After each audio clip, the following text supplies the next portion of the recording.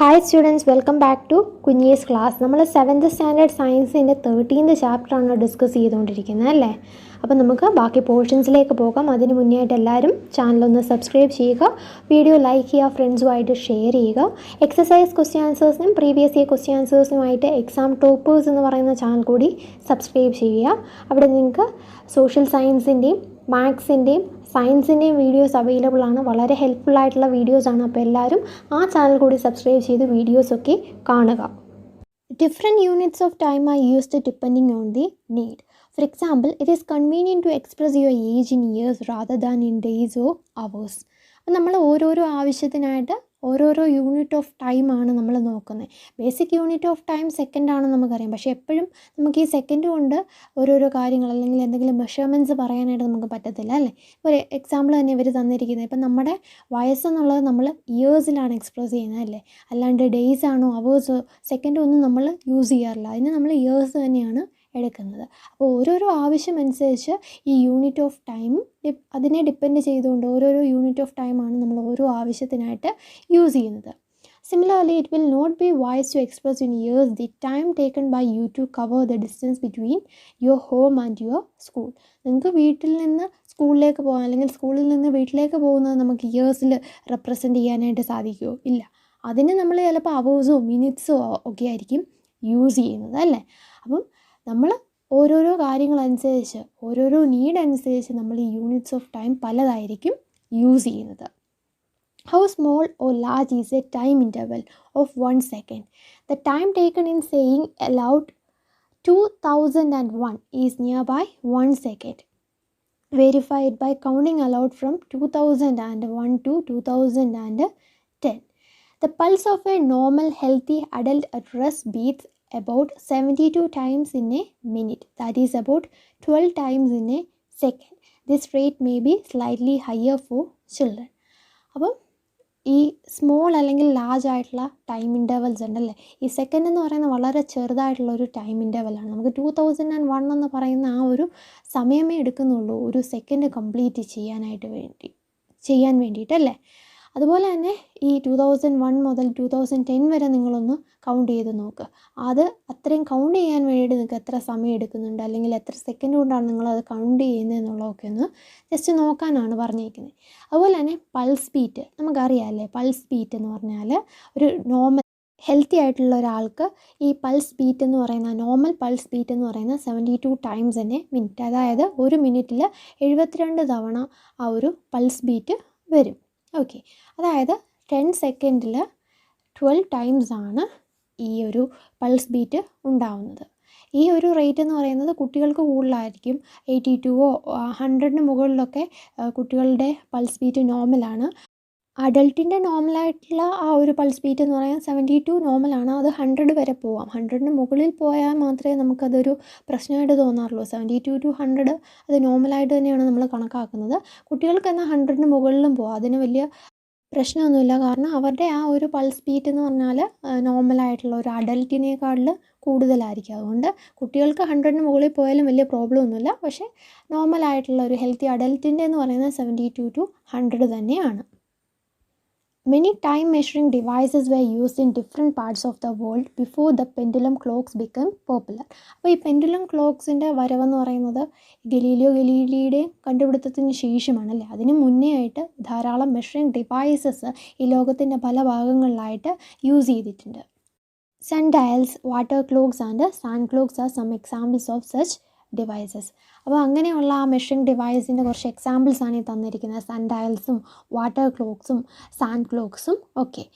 Different designs of these devices were developed in different parts of the world. Figure 13.5.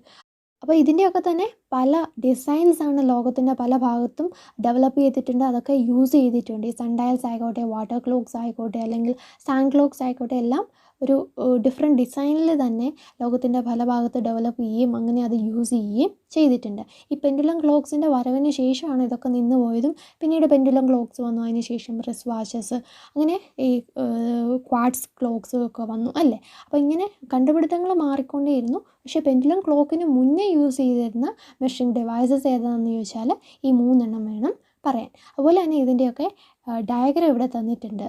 Sundial at Jantar Mandir Delhi. അപ്പോൾ ഡൽഹിയിലുള്ള Jantar മന്ദറിലെ sun ഡയലിൻ്റെ ഒരു ഫിഗറാണ് ഇവിടെ തന്നിരിക്കുന്നത്. ആ first വണ്ണിൽ 13.5 എയിൽ കാണിച്ചിരിക്കുന്നതാണ്. ബിയിൽ എന്താണ് കാണിച്ചിരിക്കുന്നത്? സാൻഡ് ക്ലോക്കൊക്കെ അതിൻ്റെ ഒരു ചെറിയ വേർഷനൊക്കെ ഇപ്പം നമ്മൾ വീട്ടിൽ ഈ അലങ്കാരമൊക്കെ ആയിട്ട് വെക്കാറുണ്ട് അല്ലേ? നിങ്ങളത് കണ്ടിട്ടുണ്ടായിരിക്കും ഞാൻ വിചാരിക്കുന്നു. കാരണം കളറുള്ള പൗഡറൊക്കെ ഇട്ടിട്ട് ജസ്റ്റ് അന്നത്തെ പോലത്തെ ആ ഒരു ടൈം മെഷർമെൻ്റ് ഒന്നും അതിന് കാണത്തില്ല. ജസ്റ്റ് ഒരു ഭംഗിക്ക് വേണ്ടിയിട്ട് ഒരു അലങ്കാരമായിട്ട് വെക്കുന്ന ഈ സാൻഡ് ക്ലോക്കുകളൊക്കെ ഇപ്പോഴും ഉണ്ട്. സാൻഡൊന്നും അല്ല അതിലിപ്പോൾ യൂസ് ചെയ്യുന്നതെന്ന് എനിക്ക് തോന്നുന്നു. കാരണം കളറിലുള്ള എന്തോ പൊടിയാണ് അതിൽ വെച്ചിരിക്കുന്നത്, ജസ്റ്റ് ഒരു ഭംഗിക്ക് വേണ്ടിയിട്ട് വെച്ചിരിക്കുന്നത്. അപ്പോൾ സാൻഡ് ക്ലോക്കുകൾ നമുക്ക് കാണാനായിട്ട് സാധിക്കും. പിന്നെ വാട്ടർ ക്ലോക്ക്. അപ്പോൾ ഈ 3 ഡിവൈസസാണ് പണ്ട് പെൻഡുലം ക്ലോക്കിന് മുന്നേ ആയിട്ട് യൂസ് ചെയ്തിരുന്നത്. The smallest time interval that can be measured with commonly available clocks and watches is 1 second. അപ്പോൾ സാധാരണയായിട്ട് നമുക്ക് അവൈലബിൾ ആയിട്ടുള്ള ക്ലോക്സും വാച്ചസും ഒക്കെ യൂസ് ചെയ്ത് നമുക്ക് മെഷർ ചെയ്യാൻ സാധിക്കുന്ന ഏറ്റവും ചെറിയ ടൈം ഇൻ്റർവൽ എന്ന് പറയുന്നത് 1 സെക്കൻഡ് ആണ് അല്ലേ? However, now special clocks are available that can measure time intervals smaller than a second. Some of these clocks can measure time intervals as small as 1 millionth or even 1 billionth of a second. You might have heard the terms microsecond and nanosecond. 1 microsecond is 1 millionth of a second. A nanosecond is 1 billionth of a second. അപ്പോൾ നമുക്ക് available ആയിട്ടുള്ള clocks കൊണ്ട് നമുക്ക് measure ചെയ്യാൻ പറ്റുന്ന ഏറ്റവും ചെറിയ time interval എന്ന് പറയുന്നത് 1 സെക്കൻഡാണ്. പക്ഷേ ഇന്നത്തെ കാലത്ത് സ്പെഷ്യൽ ക്ലോക്സ് ഒക്കെ അവൈലബിൾ ആണ്. അപ്പോൾ അത് വെച്ചുകൊണ്ട് നമുക്ക് ഈ 1 സെക്കൻഡിനേക്കാളും ചെറിയ ടൈം ഇൻ്റർവൽസൊക്കെ മെഷർ ചെയ്യാനായിട്ട് സാധിക്കും. അതായത് 1 സെക്കൻഡിൻ്റെ 1 മില്യൺതോ അല്ലെങ്കിൽ 1 സെക്കൻഡ് 1 ബില്യൺതോ ഒക്കെ വരെ നമുക്ക് മെഷർ ചെയ്യാൻ പറ്റുന്ന, അങ്ങനെ ടൈം ഇൻ്റർവൽസ് അളക്കാൻ പറ്റുന്ന രീതിയിലുള്ള ക്ലോക്സ് അവൈലബിൾ ആണ്. അതായത് നമ്മൾ മൈക്രോ സെക്കൻഡ് അല്ലെങ്കിൽ നാനോ സെക്കൻഡ് എന്നൊക്കെയുള്ള ടേമുകൾ കേട്ടിട്ടുണ്ടല്ലേ? ഈ മൈക്രോ സെക്കൻഡ് എന്ന് പറഞ്ഞാൽ 1 സെക്കൻഡിൻ്റെ 1 മില്യൺതാണ്. അതുപോലെ തന്നെ നാനോ സെക്കൻഡ് എന്ന് പറഞ്ഞാൽ 1 സെക്കൻഡിൻ്റെ 1 ബില്യൺതാണ്. അപ്പോൾ അത്രയും ചെറിയ ടൈം ഇൻ്റർവൽ വരെ അളക്കാൻ പറ്റുന്ന രീതിയിലുള്ള ക്ലോക്കുകളൊക്കെ ഇന്നുണ്ടെന്നാണ് ഈ പറയുന്നത്. Clocks that measure such small time intervals are used for scientific research. അപ്പോൾ ഇങ്ങനെ ഇത്രയും ചെറിയ ടൈം ഇൻ്റർവലുള്ള ക്ലോക്കൊക്കെ യൂസ് ചെയ്യുന്നത് സയൻറ്റിഫിക് റിസർച്ചിന് വേണ്ടിയിട്ടാണ്. അതായത് ഈ മൈക്രോ സെക്കൻഡ് അല്ലെ നാനോ സെക്കൻഡൊക്കെ ആവശ്യമായിട്ടുള്ളത് സയൻറ്റിഫിക് റിസർച്ചിന് വേണ്ടിയിട്ടാണ്. അപ്പോൾ അത്രയും ചെറിയ ടൈം ഇൻ്റർവലുള്ള ക്ലോക്കുകളൊക്കെ അവിടെയാണ് യൂസ് ചെയ്യുന്നത്. The time measuring devices used in sports can measure time intervals that are 1/10th or 1/100th of a second. ഇനി നമ്മൾ സ്പോർട്സിലൊക്കെ യൂസ് ചെയ്യുന്ന മെഷറിംഗ് ഡിവൈസുകൾ എന്ന് പറയുന്നത് 1 സെക്കൻഡിൻ്റെ 1/10 അല്ലെങ്കിൽ 1 സെക്കൻഡിൻ്റെ 1/100th ഒക്കെ മെഷർ ചെയ്യാനായിട്ട് പറ്റുന്ന അങ്ങനത്തെ രീതിയിലുള്ള ക്ലോക്കുകളാണ് ഇവിടെയൊക്കെ യൂസ് ചെയ്യുന്നത്. ഓക്കെ, റിസർച്ച് ആയിട്ടുള്ള സയൻറ്റിഫിക് റിസർച്ചിന് വേണ്ടിയിട്ടാണ് വളരെ ചെറിയ ടൈം ഇൻ്റർവലുള്ള ക്ലോക്ക് യൂസ് ചെയ്യുന്നത്. ഇത് അത്ര ചെറുതൊന്നുമല്ല അല്ലേ? 1/10th of a second അല്ലെങ്കിൽ 1/100th of a second എന്ന് പറയുമ്പം അത്ര വലിയ ചെറുതൊന്നുമല്ല. സയൻറ്റിഫിക് റിസർച്ചിന് യൂസ് ചെയ്യുന്ന അത്ര ചെറുതൊന്നും അല്ലെങ്കിൽ പോലും 1 സെക്കൻഡിനേക്കാൾ ചെറുതാണല്ലേ? അപ്പോൾ അങ്ങനത്തെ ക്ലോക്കുകളൊക്കെയാണ് സ്പോർട്സിനും യൂസ് ചെയ്യുന്നത്. On the other hand, times of historical events are stated in terms of centuries of millenniums. The ages of stars and planets are often expressed in billions of years. Can you imagine the range of time intervals that we have to deal with? അപ്പോൾ നമ്മൾ historical events അല്ലെങ്കിൽ ഹിസ്റ്ററിയിൽ സംബന്ധിച്ച് എന്തെങ്കിലും കാര്യങ്ങളൊക്കെ സംസാരിക്കുകയാണെങ്കിൽ അല്ലെങ്കിൽ അതിനെ കുറിച്ച് എന്തെങ്കിലും ടൈം ഇൻ്റർവെല്ലൊക്കെ നമ്മൾ സംസാരിക്കുകയാണെങ്കിൽ നമ്മൾ സെഞ്ച്വറീസ് അല്ലെങ്കിൽ മില്ലേനിയംസ് എന്ന് പറയും അല്ലേ? നൂറ്റാണ്ടുകൾ പഴക്കമുള്ള അല്ലെങ്കിൽ അത്രയും ഒരു കാലഘട്ടത്തെക്കുറിച്ചായിരിക്കും നമ്മൾ ഹിസ്റ്റോറിക്കലായിട്ടുള്ള ഇവൻറ്റ്സ് ആയിരിക്കും നമ്മൾ ചർച്ച ചെയ്യുക അല്ലേ? അതുപോലെ തന്നെ ഇപ്പോൾ ഒരു സ്റ്റാർ അല്ലെങ്കിൽ പ്ലാനറ്റിൻ്റെ ഏജൊക്കെ നമ്മൾ എക്സ്പ്രസ് ചെയ്യുന്ന ബില്യൺസ് ഓഫ് ഇയേഴ്സിലാണ്. അപ്പോൾ അതിൻ്റെ ടൈം ഇൻ്റർവൽസ് എന്ന് പറഞ്ഞാൽ വളരെ വലുതാണ് അല്ലേ? നമുക്കിപ്പോൾ സയൻറ്റിഫിക് റിസർച്ചിന് വളരെ ചെറിയ ക്ലോക്സൊക്കെ ഉണ്ട്. അതായത് സ്മോളസ്റ്റ് ടൈം ഇൻ്റർവൽ പ്രൊവൈഡ് ചെയ്യുന്ന ക്ലോക്സൊക്കെ ഉണ്ടെന്നൊക്കെ നമ്മൾ ഡിസ്കസ് ചെയ്തു. അതുപോലെ സ്പോർട്സിനാണെങ്കിലും ചെറിയ ടൈം ഇൻ്റർവലുള്ള ക്ലോക്സാണ് യൂസ് ചെയ്യുന്നത്. പക്ഷേ ഇങ്ങനത്തെ ഹിസ്റ്റോറിക്കൽ ഇവൻറ്റ്സ് അല്ലെ സ്റ്റാർസ് ആൻഡ് പ്ലാനറ്റിനെയൊക്കെ ബേസ് ചെയ്തിട്ടുള്ള എന്തെങ്കിലും കാര്യങ്ങളൊക്കെയാണ് സംസാരിക്കുന്നതെങ്കിൽ അപ്പം നമ്മൾ യൂസ് ചെയ്യുന്ന ആ ഒരു ടൈം ഇൻ്റർവൽ വളരെ വലുതായിരിക്കും അല്ലേ? അപ്പം ഓരോ കാര്യം അനുസരിച്ച് ഈ ടൈം ഇൻ്റർവൽ മാറുമെന്നാണ് ഇവിടെ ഈ പറയുന്നത്. അതായത് ഇപ്പം സയൻറ്റിഫിക് റിസർച്ച് ആക്ടിവിറ്റീസിനെ കുറിച്ച് സംസാരിക്കുമ്പോൾ വളരെ ചെറിയ ടൈം ഇൻ്റർവലാണ് നമ്മൾ ചൂസ് ചെയ്യുന്നത്. ഹിസ്റ്റോറിക്കൽ ഇവൻസിനെ കുറിച്ച് സംസാരിക്കുകയാണെങ്കിൽ നമ്മൾ കുറച്ച് നീണ്ട ഒരു ടൈം ഇൻ്റർവൽ തന്നെയായിരിക്കും പറയുക അല്ലേ. സെഞ്ച്വറീസോ അല്ലെ മില്ലേനിയംസോ ഒക്കെ നമ്മൾ അത്രയും നീണ്ട ഒരു കാലയളവായിരിക്കും അവിടെ സംസാരിക്കുക. അപ്പം ഓരോരോ കാര്യങ്ങൾ മാറുന്നതനുസരിച്ച് ഈ ടൈം ഇൻ്റർവലും ചേഞ്ച് ആകുമെന്നാണ് നമുക്ക് ഈ ഒരു പാരഗ്രാഫിൽ നിന്ന് മനസ്സിലാവുന്നത്. Measuring speed. Having learned how to measure time and distance, you can calculate the speed of an object. Let us find the speed of a ball moving along the ground. അപ്പോൾ നമുക്ക് time measure ചെയ്യുന്നത് എങ്ങനെയാണെന്ന് നമ്മൾ പഠിച്ചു. അതുപോലെ distance measure ചെയ്യാൻ നമുക്കറിയാം. ഇനി നമുക്ക് ഒരു ഒബ്ജക്റ്റിൻ്റെ സ്പീഡ് കാൽക്കുലേറ്റ് ചെയ്യാം അല്ലേ. ബട്ട് ഒരു ഡിസ്റ്റൻസും ടൈമും ലഭിച്ചിട്ടുണ്ടെങ്കിൽ നമുക്ക് ഒരു ഒബ്ജക്റ്റിൻ്റെ സ്പീഡ് കാൽക്കുലേറ്റ് ചെയ്യാനായിട്ട് സാധിക്കും. കാരണം ഡിസ്റ്റൻസ് ബൈ ടൈം ആണല്ലോ സ്പീഡ് അല്ലേ. അപ്പം നമുക്ക് ടൈമും ഡിസ്റ്റൻസും ഒക്കെ മെഷർ ചെയ്യാനറിയാം. ഇനി നമുക്ക് ഓരോ ഒബ്ജക്ട്സിൻ്റെ സ്പീഡ് കണ്ടുപിടിക്കാം. അപ്പോൾ ആദ്യം ഇവിടെ ഒരു ആക്ടിവിറ്റി തന്നിട്ടുണ്ട്. ഒരു ഗ്രൗണ്ടിലൂടെ മൂവ് ചെയ്യുന്ന ഒരു ബോളിൻ്റെ സ്പീഡ് കണ്ടുപിടിക്കുന്ന ഒരു ആക്ടിവിറ്റിയാണ് തന്നിരിക്കുന്നത്. നമുക്ക് ഈ ആക്ടിവിറ്റി ഒന്ന് നോക്കാം. Activity 13.3. Draw a straight line on the ground with chalk powder or lime and ask one of your friends to stand 1 to 2 meters away from it. അപ്പോൾ നമ്മൾ ആദ്യം ഗ്രൗണ്ടിൽ ഒരു സ്ട്രെയിറ്റ് ലൈൻ വരയ്ക്കുക. ചോക്ക് പൊടി കൊണ്ടോ അല്ലെങ്കിൽ ഈ കുമ്മായ പൊടി കൊണ്ടോ എന്തെങ്കിലും ഒരു പൊടി യൂസ് ചെയ്തിട്ട് ഒരു സ്ട്രെയിറ്റ് ലൈൻ വരയ്ക്കുക.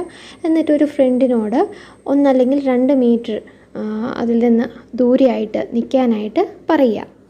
Let your friend gently roll a ball along the ground in a direction perpendicular to the line. ഇനി ഈ ലൈനിന് പെർപെൻഡിക്കുലർ ആയിട്ട് ഒരു ബോൾ അതിലേക്ക് റോൾ ചെയ്ത് വിടുക. Note the time at the moment the ball crosses the line and also when it comes to rest. അപ്പോൾ ഈ ബോൾ ആ ലൈൻ ക്രോസ് ചെയ്യാൻ എടുക്കുന്ന ടൈമും അതുപോലെ തന്നെ അത് റെസ്റ്റ് ആവാനായിട്ടുള്ള ആ ഒരു ടൈമും നോട്ട് ചെയ്യുക. How much time does the ball take to come to rest. അപ്പോൾ എത്ര നേരം കൊണ്ടാണ് ഈ ബോൾ ഉരുണ്ടുരുണ്ട് ഒരു സ്ഥലത്ത് ചെന്ന് റെസ്റ്റ് ആവുന്നത് എന്നാണ് ചോദിച്ചിരിക്കുന്നത്. അപ്പോൾ എന്തായിരുന്നു നമ്മുടെ ആക്ടിവിറ്റി? ആദ്യ ഗ്രൗണ്ടിൽ ഒരു സ്ട്രെയിറ്റ് ലൈൻ വരയ്ക്കുക. ചോക്ക് പൗഡറോ ലൈമോ ഒക്കെ യൂസ് ചെയ്തിട്ട് ഒരു സ്ട്രെയിറ്റ് ലൈൻ വരയ്ക്കുക. പിന്നെ ആ സ്ട്രെയിറ്റ് ലൈന് പെർപെൻഡിക്കുലറായിട്ട് നമ്മുടെ ഫ്രണ്ടിനോടോ 1 മീറ്ററോ അല്ലെങ്കിൽ 2 മീറ്ററോ ദൂരത്തായി നിന്നിട്ട് ഒരു ബോൾ റോൾ ചെയ്യാനായിട്ട് പറയുക. ഇനി ആ ബോൾ എപ്പോഴാണ് ആ ലൈൻ കടക്കുന്നത് എന്നുള്ള ആ ഒരു ടൈം നമ്മൾ നോട്ട് ചെയ്യുക. അതുപോലെ തന്നെ ഈ ബോൾ ഉരുണ്ടുരുണ്ട് പോയി ഒരു സ്ഥലത്തെത്തുമ്പോൾ അത് ഉരുളാണ്ട് അവിടെ തന്നെ അങ്ങ് നിൽക്കും അല്ലേ. അപ്പോൾ ആ ബോൾ റെസ്റ്റിലാവുന്ന ആ ഒരു ടൈമും കൂടെ നോട്ട് ചെയ്യാനാണ് പറഞ്ഞിരിക്കുന്നത്. ഓക്കെ, ഇനി നമുക്ക് ഇതിൽ നിന്ന് എങ്ങനെയാണ് സ്പീഡ് കണ്ടുപിടിക്കുന്നത് എന്നുള്ളത് നോക്കാം. Measure the distance between the point at which the ball crosses the line and the point where it comes to rest. അപ്പോൾ ഈ ഒരു ഡിസ്റ്റൻസ് വേണം നമ്മൾ മെഷർ ചെയ്യാനായിട്ട്. അതായത് ആ ലൈൻ മുതൽ അതുപോലെ ആ ബോൾ ഇപ്പം റെസ്റ്റിലെത്തിയിരിക്കുന്ന ആ ഒരു പൊസിഷൻ ഉണ്ടല്ലോ, അതായത് ബോൾ ഇപ്പോൾ അനങ്ങാണ്ട് കിടക്കുന്ന ആ സ്ഥലം വരെയുള്ള ആ ഒരു ഡിസ്റ്റൻസ് മെഷർ ചെയ്യുക. You can use A scale or A measuring tape. ഇതിന് നമുക്കൊരു സ്കെയിലോ അല്ലെങ്കിൽ മെഷറിംഗ് ടേപ്പോ എന്ത് വേണേലും യൂസ് ചെയ്യാവുന്നതാണ്. Let different groups repeat the activity. Record the measurements in table 13.3. In each case, calculate the speed of the ball. അപ്പോൾ ഈ ഒരു activity നിങ്ങൾ കുട്ടികളെല്ലാവരും പല ഗ്രൂപ്പായിട്ട് തിരിഞ്ഞ് ചെയ്യാനാണ് പറഞ്ഞിരിക്കുന്നത്. എന്നിട്ട് എല്ലാവരും ടൈം നോട്ട് ചെയ്യണം എന്ന് പറഞ്ഞിട്ടുണ്ട്. അതായത് ആ ബോൾ ആ ലൈൻ ക്രോസ് ചെയ്യുന്നത് മുതൽ റെസ്റ്റിലെത്തുന്നിടം വരെയുള്ള ആ ഒരു ടൈം നോട്ട് ചെയ്യാനായിട്ട് പറഞ്ഞിട്ടുണ്ട്. അതുപോലെ തന്നെ ഡിസ്റ്റൻസ് കവർ ചെയ്തിരിക്കുന്ന ആ ലൈൻ മുതൽ റെസ്റ്റിലായിരിക്കുന്ന ആ ബോൾ വരെയുള്ള ആ ഒരു ഡിസ്റ്റൻസ് നോട്ട് ചെയ്യുക. പിന്നെ സ്പീഡും കണ്ടുപിടിക്കണം. സ്പീഡ് കണ്ടുപിടിക്കുന്നത് എങ്ങനെയാണ്? ആ ഡിസ്റ്റൻസ് ഡിവൈഡഡ് ബൈ ടൈം അല്ലേ. അപ്പോൾ അത് എത്രയും ചെയ്യുക. എന്നിട്ട് ആ ടേബിൾ 13.3 ഓരോ ഗ്രൂപ്പുകാരുടെയും കാര്യങ്ങൾ, അതായത് ഓരോ ഗ്രൂപ്പ് തിരിഞ്ഞിട്ടാണല്ലോ ഈ ആക്ടിവിറ്റി ചെയ്യുന്നത്. അങ്ങനെ ഓരോ ഗ്രൂപ്പിൻ്റെയും കാര്യങ്ങൾ ആ ടേബിൾ 13.3 റെക്കോർഡ് ചെയ്യുക. ഇന്നത്തെ ക്ലാസ് ഇവിടെ തീരുകയാണ്. എല്ലാവർക്കും ഇന്ന് പഠിപ്പിച്ച പോർഷൻ നന്നായിട്ട് മനസ്സിലായെന്ന് വിചാരിക്കുന്നു. എന്തെങ്കിലും ഡൗട്ട് ഉണ്ടെങ്കിൽ താഴെ കമൻറ്റ് ബോക്സിൽ കമൻറ്റ് ചെയ്യുക. അപ്പോൾ എല്ലാവരും ചാനൽ സബ്സ്ക്രൈബ് ചെയ്യുക, വീഡിയോ ലൈക്ക് ചെയ്യുക, ഫ്രണ്ട്സുമായിട്ട് ഷെയർ ചെയ്യുക. പിന്നെ എക്സസൈസ് ക്വസ്റ്റ്യൻ ആൻസേഴ്സിനും പ്രീവിയസ് ഇയർ ക്വസ്റ്റ്യൻ ആൻസേഴ്സിനുമായിട്ട് എക്സാം ടോപ്പേഴ്സ് എന്ന് പറയുന്ന ചാനൽ കൂടി സബ്സ്ക്രൈബ് ചെയ്ത് വീഡിയോസൊക്കെ കാണുക.